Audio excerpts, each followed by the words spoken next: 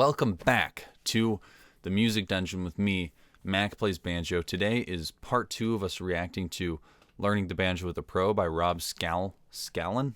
Yeah, it's not Scallion. Scallon. One of my favorite YouTubers, to be perfectly honest, or at least he used to be. I haven't watched his stuff in a long time, but I probably should. But yeah, if you haven't seen part 1, go watch it. It's on my channel. Yeah, we'll just get right into it. Yeah. And that's, for some reason, staying within G major and hanging on that 7. Now it sounds like I'm in Champaign, Illinois. Yeah, we were talking about this last time, where bluegrass is not exclusively diatonic, and thank God for that, because that would be so boring.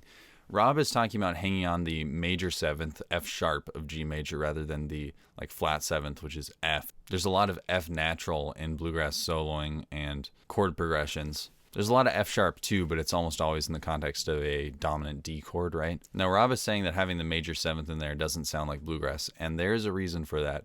Major 7ths are not very idiomatic to bluegrass. If you're playing major 7th chords to back up bluegrass stuff, it's gonna sound ridiculous. Like last time I was playing Salt Creek to show a flat 7, right?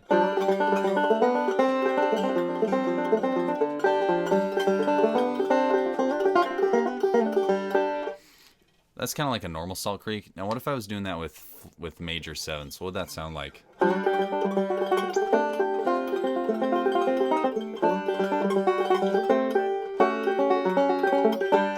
Doesn't really sound like bluegrass with the majors. That's very jazzy. Not very grassy. If you're comping with major 7th chords,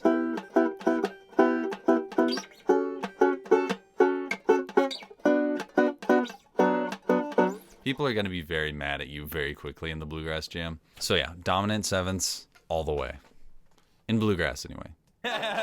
Major 7th, I do believe, is one of the most beautiful chords. It's gorgeous, but in this context, doesn't really fit. I'm driving my Honda Civic around, but you take it to the F,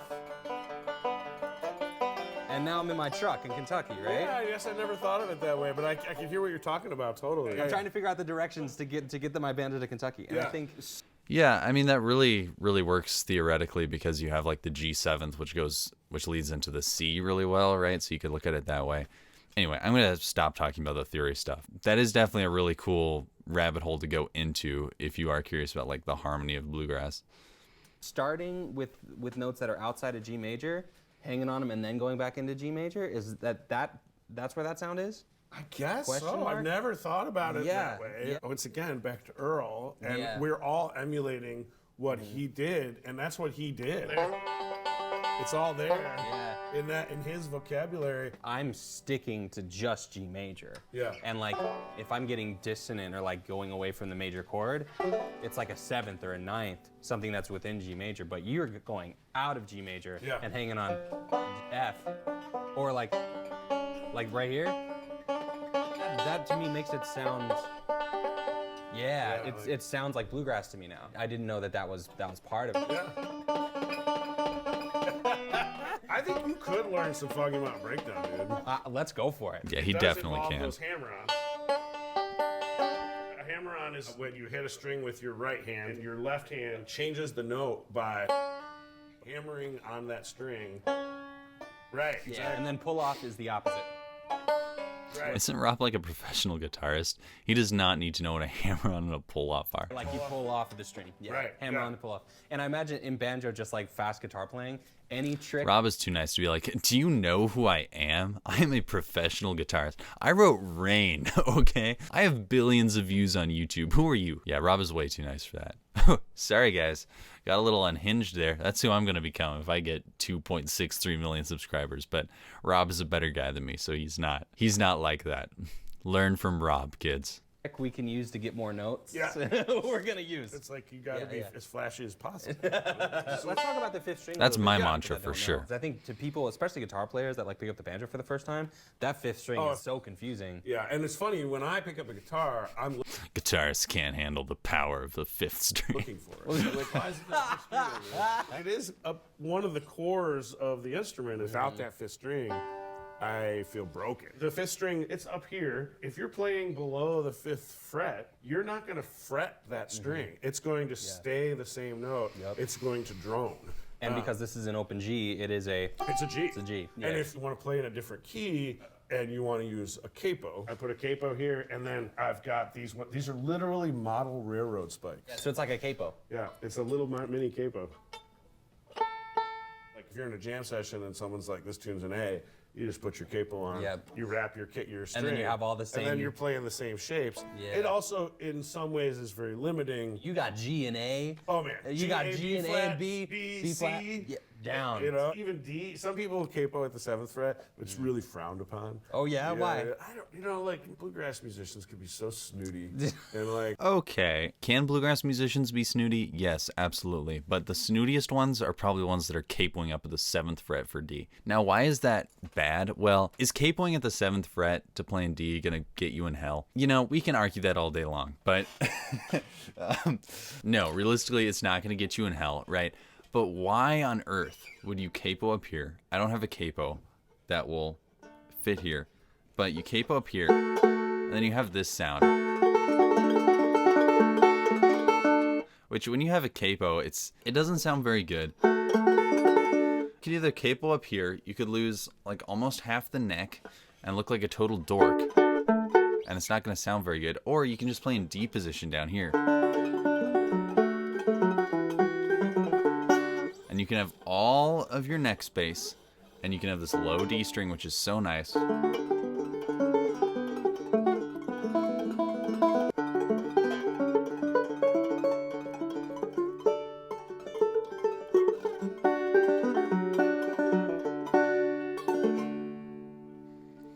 And it's just so much easier to play in D position, and you have so much more neck space, and you don't have this like tight pinched sound.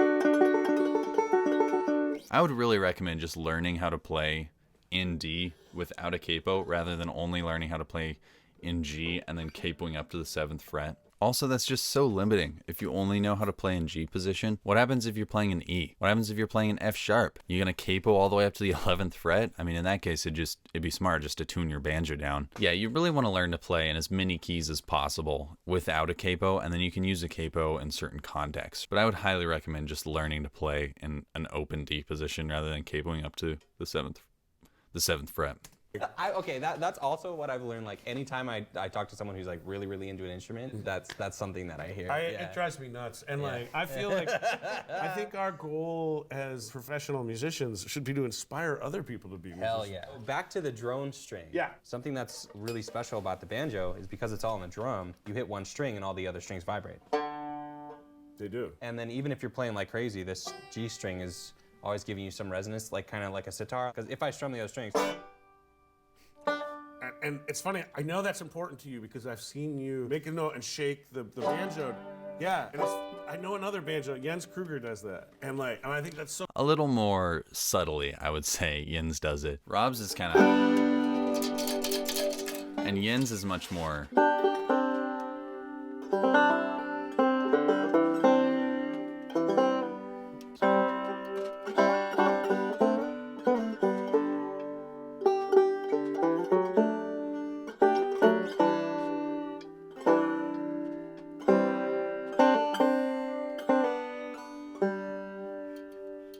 I'm definitely overdoing it. Jens does it in a much more tasteful way than I was doing it there. I should really start doing that because I never, ever do that. But Jens makes it sound pretty dang good, so I should really start picking up that technique. So cool, and it's not something I take advantage of enough, but it is ethereal. And I love harmonics. Yeah, and this instrument accentuates that stuff big time because it's a resonator. That's literally what this is called. It's called a resonator. Yeah. It resonates the music, and that's definitely, I think, one of the things that draws people to the instrument is the resonation. Listen for the drone strings.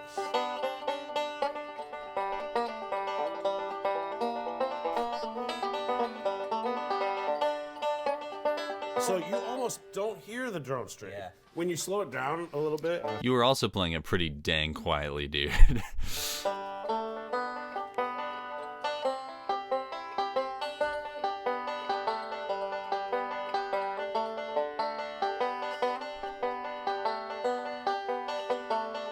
You hear those other ones a little bit more. You figure out how to accentuate those melody notes. I really wish these guys would tune their banjos. It's kind of driving me nuts. So it's like keep those other ones just a little bit below it so that you've got this kind of wall of sound all within your right hand to support the melody notes. And that's something I really found I loved about banjo is for a different style of music.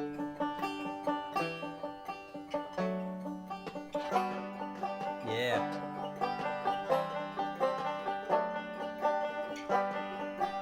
Ooh, can we just get a G?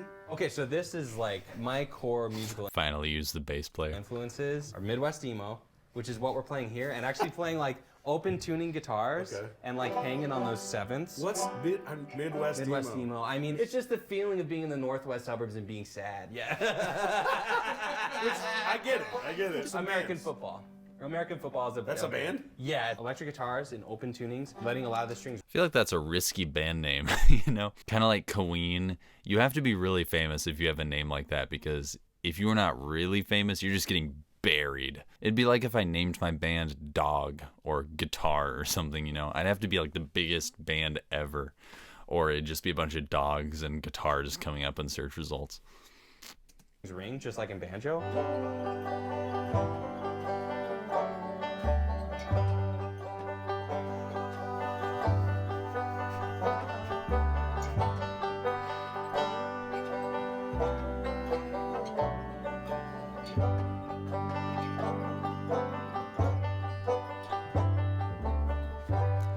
Hey, Rob said just G bass player. He was playing more notes than G. He's getting fired quick. Yeah, now I'm in my truck, but I'm in Arlington Heights, and you're sad. I mean, or I have my Honda Civic in Kentucky, and I'm sad. You're totally right about the open strings thing. I mean, that is huge part of this. I love the resonance of the banjo. Yeah, I do too. Now that you got picks on, I want you to try this versus that. Yeah, try a real banjo, not your crappy Fender. What even is this? Oh, it's a Huber. Okay. Yeah. What model is it? A Sammy Sheeler? Okay, so it's this banjo. This looks fine. Yeah, this looks like a very nice banjo. I would love to try one out. Oh, it's got the speed neck on it. Cool. Yeah, looks like a pretty nice instrument, if I say so myself. Oh. Please tune it, please. No, you don't, but man, I'm really impressed, honestly. You are planting your fingers, and your rolls are really tight, dude. Thank you. Yeah.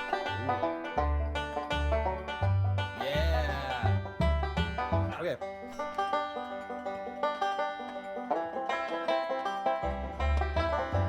Yeah, you're not doing anything wrong by mixing it up. Okay. Good, because that's probably the only way I'll be able to do it. Yeah, I mean, the roll's the foundation, but you can see when I'm doing that. Again. So that roll is the foundation. There's a lot of F natural and a lot of B flat in there too, Rob. Don't miss that B flat.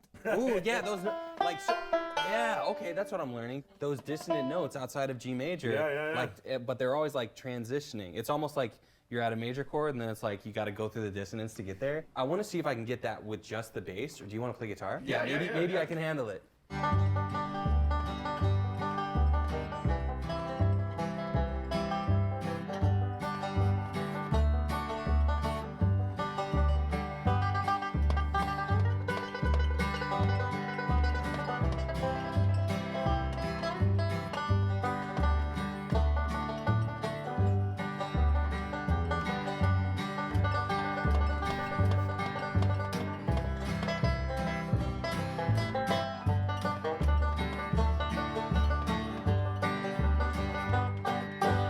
Hey, all right.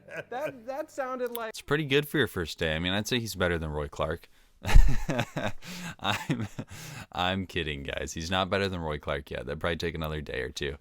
Whoa, spicy take. Anyone who got mad about the Roy Clark videos isn't watching all the way to the end on this one anyway. Like, maybe the band showed up and the banjo was really... That was a joke. Gee whiz. Really drunk, but he can play banjo, you know? That's on brand, though. That's Oh, okay. yeah. That's okay. Oh, yeah, I it's do on have brand. one more please. odd banjo I Oh, can yes, show you please. here. This is a cello banjo. It's also a G. Oh, sweet. It's just an octave. Oh, it's just a full octave down. Talk about I would love one of these cello banjos, but I want one that's not made by Gold Tone. I would like one that's made by like an actual luthier, because Gold Tone instruments, how can I say this in a way that won't burn a potential future sponsorship? Gold Tone instruments just aren't my thing, and that may change in the future if they offer me money, but no, I'm kidding. I've played a number of these Gold Tone cello banjos, and they're fine. I don't know. I feel like they could be made better, and I would like one that's made just a little bit better. Nothing against Gold Tone if they're watching this, but no, I'm kidding, guys. All jokes. This is a jokey, goofy, fun channel. You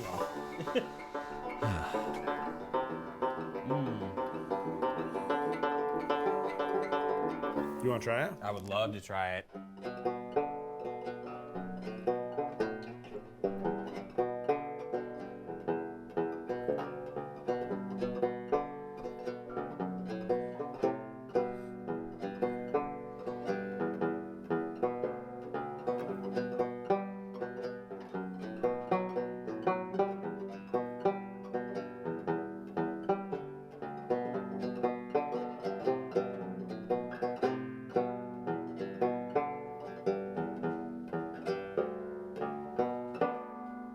Isn't that cool? Rob is such a good musician. It kind of hurts to see. He's so good. He just whipped that out on an instrument that he doesn't really know how to play. He's really good.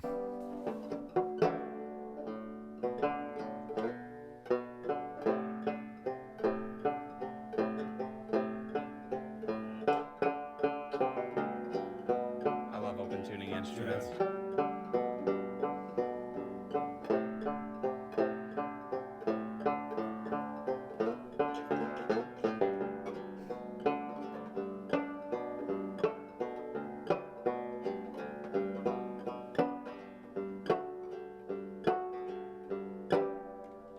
Yeah, dude.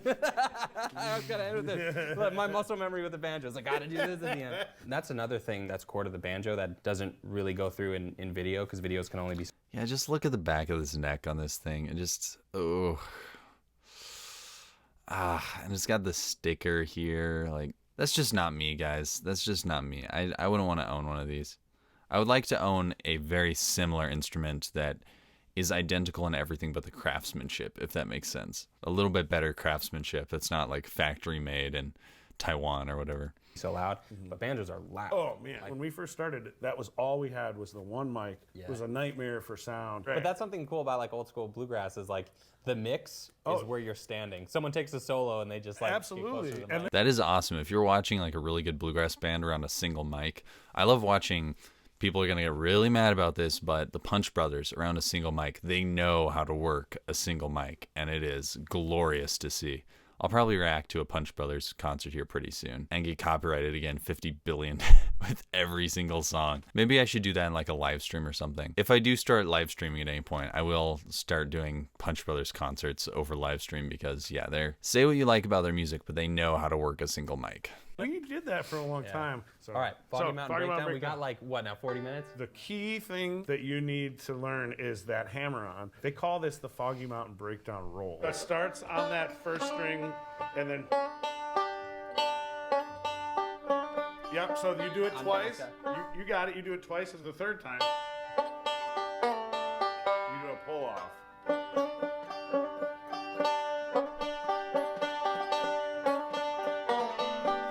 Ooh, I'm close. Yeah, you are. You are I'm close. You're really close.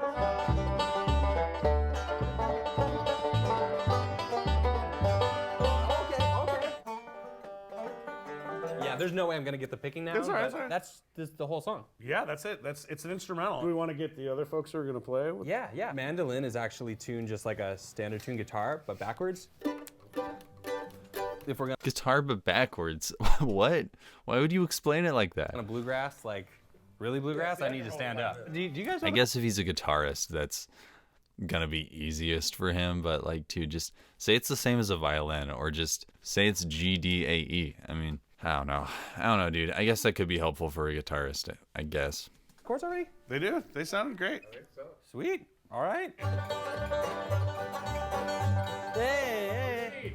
Are we in Kentucky yet? We're like at least in Springfield, Illinois now. Absolutely. Yeah. Absolutely. Yeah, with the full Probably band. Edwardsville. I started, then you go, or we just go back and forth, or We go back and forth. we Yeah. go back and forth, and then that's the video. Yeah, man. We good to go, Rob? All right, give it a try. Yeah. 1, 2, 3.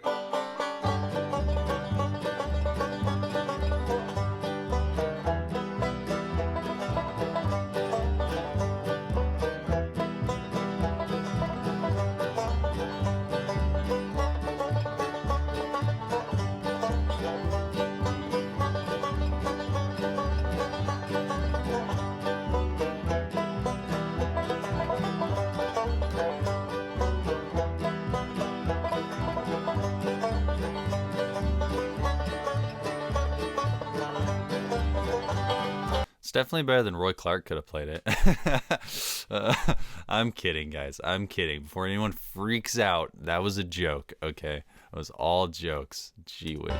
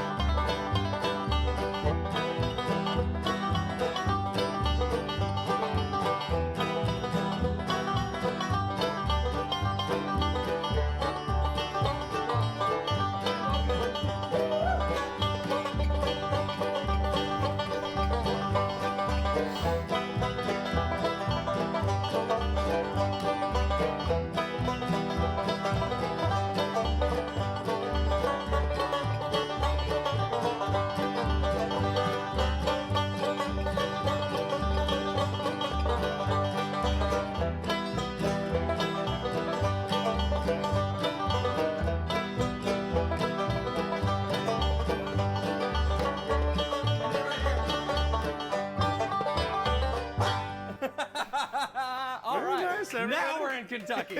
We have made it. Definitely a bluegrass band. Yeah. Totally. Yeah, it was awesome. Ben Wright, thank you so much. Absolutely. John, thank you so much. Rashid, Tegan. Seriously, you guys, like, no joke. Like, that was awesome. Like, how did that feel? Yeah. Yeah. I mean, that. And that's the video. Subscribe. I'm sure this isn't the last time we have musical fun on this channel. Thanks again to everyone. And yeah, we'll see you soon. Wow, that was good. I think primarily what this video shows is how much Rob wasted his life by learning to become a guitarist instead of a banjo player, because he clearly could have been a really good banjo player, you know? In another world, maybe this is Rob Scallon on this Reverb video instead of Noah Pikelny, you know? If he had just been a banjo player, then he could have had a successful career on YouTube and been an actually decent guitarist. No, I'm just kidding, guys. Rob is a great musician. The fact that he could pick it up that quickly is really impressive. And Ben was a really, really good teacher. He did a superb job of explaining stuff to Rob. So, yeah, overall, really, really good video. That was great. I hope you liked this video. I hope you learned some things. If you did enjoy it, then go check out the other videos on my channel. And I'll see you in the next one.